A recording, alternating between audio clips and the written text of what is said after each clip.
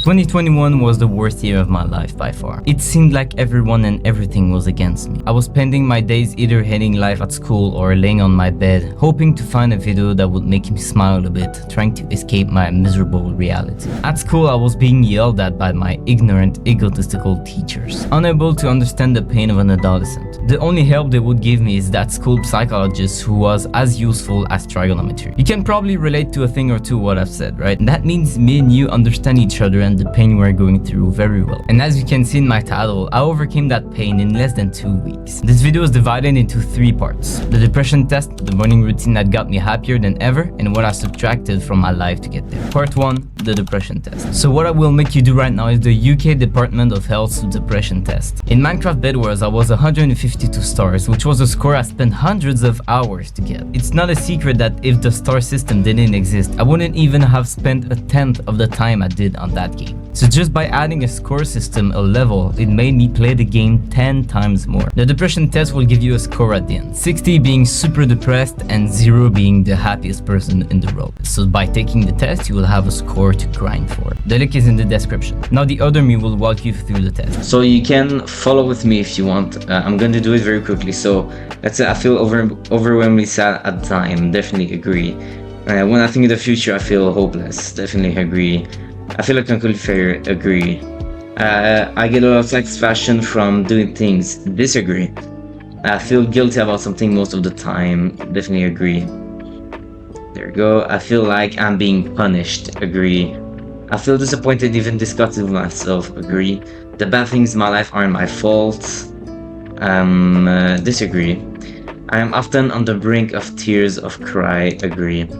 I'm irritated and annoyed by things in my life, agree. I'm very interested in other people's life and like to listen to them, disagree. I find it easy to make decisions, big and small, agree. Oh wait, I think I messed it up, but it's not a big deal. I think I am unattractive or ugly, definitely agree. I find it really hard to do anything, especially work, definitely agree. My sleep patterns are being really disrupted, agree. I'm so tired I don't have the energy to do anything. There you go. My habitat has changed a lot, agree. I have lost a lot of weight, definitely agree. I'm very concerned, even preoccupied with my physical health, agree. I'm not interested in sexual relations at all, definitely agree. I have thoughts about ending my life, agree.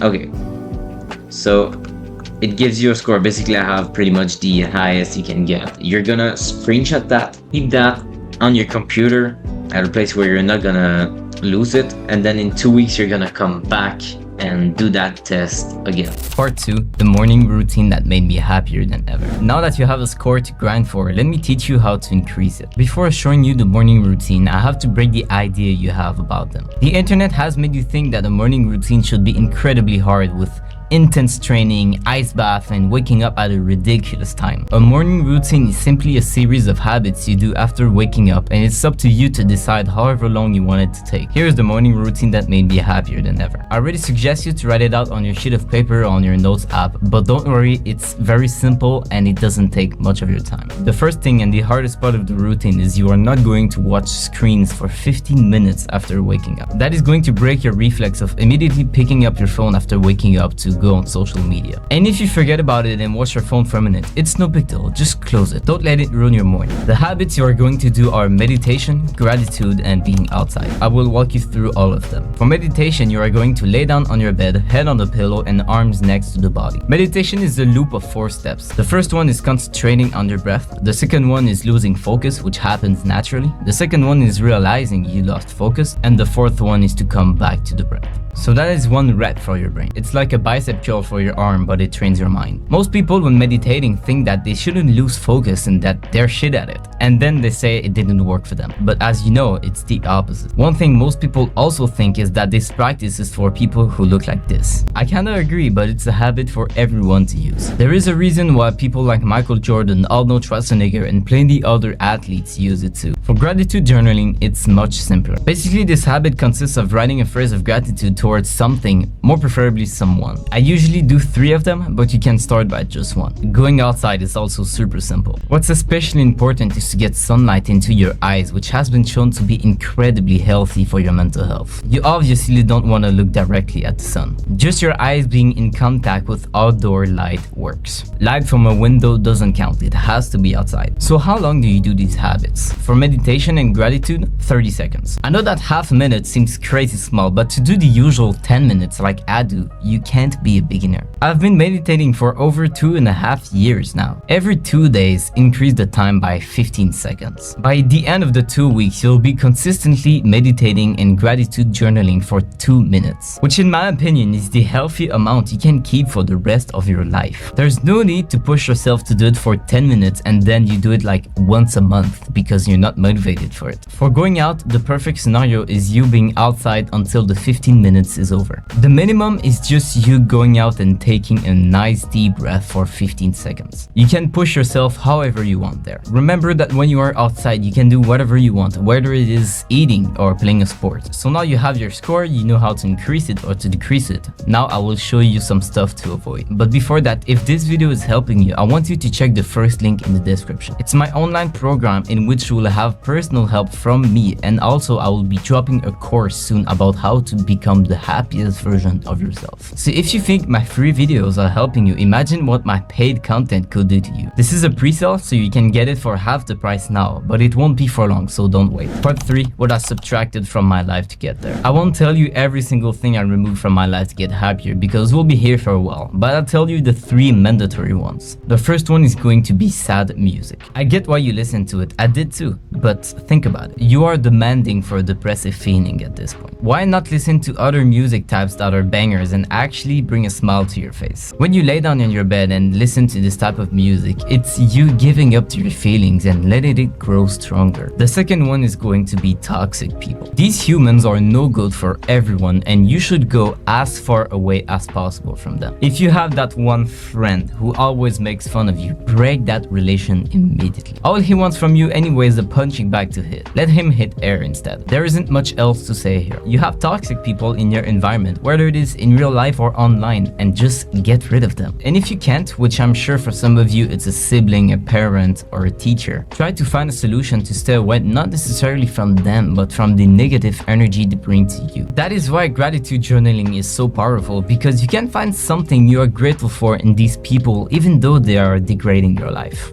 The third one is by far the most important to get rid of. It is stress. That is a subject we are going to talk about for a very long time. I made a fully detailed step-by-step guide on how to overcome stress. It is in my course that will be dropping soon. Get the pre-sale now for half the price in the description and I will see you there.